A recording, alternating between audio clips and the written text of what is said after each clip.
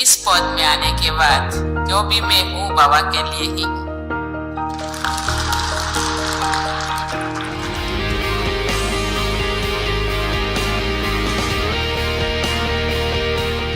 वहाँ की बहनों ने मुझे बहुत प्यार दिया, खाना खिलाया, गोदी में सुलाया।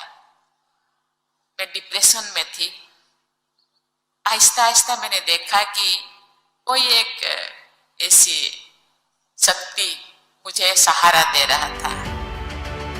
भारत के आध्यात्मिक ज्ञान की गवाही स्वयं भारत की नव निर्वाचित राष्ट्रपति द्रौपदी मुर्मू जी ने दी। उन्होंने स्वयं बताया कि जब वो पीड़ा के गहनतम क्षणों में थी, तब उन्होंने ब्रह्मा कुमारीज के राजयोग का ज्ञान प्राप्त किया, जिसने उन्हें अवसाद और पीड़ा के क्षणों से निकालने में मदद भी की।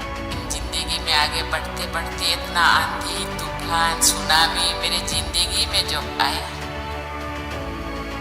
तो मैंने सोचा कि मुझे ऐसा एक शेल्टर चाहिए जो आधा अधूरा ना हो। आहिस्ता आहिस्ता मैंने देखा कि कोई एक ऐसी शक्ति मुझे सहारा दे रहा था, और आहिस्ता आहिस्ता मैं उसी रास्ता से चल पड़ी। और आहिस्ता आहिस्ता हम सुप्रिया बहन के साथ गांव-गांव घूमे। इतने बहुत सारे करीब 100-200 गांव हम घूमे, क्लास किए, और ऐसे करते करते मुझे बहुत अच्छा लगा, क्योंकि ये एक बहुत सारा किताबें पढ़ी, बहुत सारे चीज ज्ञान मुझे आया कि नहीं, यही रास्ता सही है। मैं अपने आप को पूछी कि मुझे क्यों ये सब ज्ञान पहले नहीं मिला। पहले से ही मिलता तो इतना सारा जो आंधी तूफान सहने के लिए जो शक्ति मुझे चाहिए था, वो शक्ति शायद पहले से मिल जाता।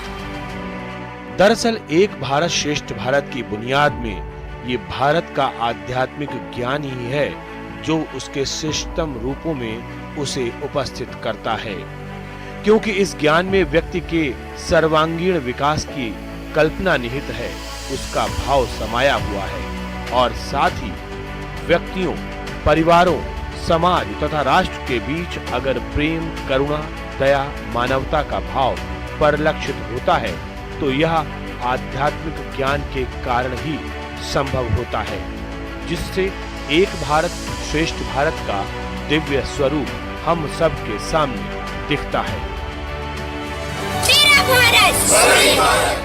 एक भारत श्रेष्ठ भारत के नींव में आध्यात्म का बहुत बड़ा योगदान है, क्योंकि जब अध्यात्म को फाउंडेशन के रूप में ले जाते हैं, फाउंडेशन के रूप में उसको मजबूत करते हैं अपने जीवन के अंदर, तो नेचुरली व्यक्ति स्वयं में ऊपर उठने लगता है, और जो स्वयं में श्रेष्ठ बनने का प्रयत्न करता है, तो वो भारत को भी तो श्रेष्ठ बनाएगा ही।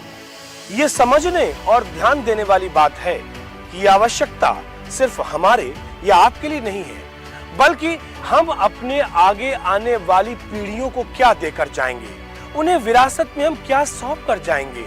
वो परंपरा जो अक्षुण परंपरा है, वो परंपरा जो प्राचीन ऋषियों, मुनियों और संतों और तपस्वियों के जरिए हमें मिली है, आखिरकार इस परंपरा को आगे बढ़ाना हमारी जिम्मेदारी है।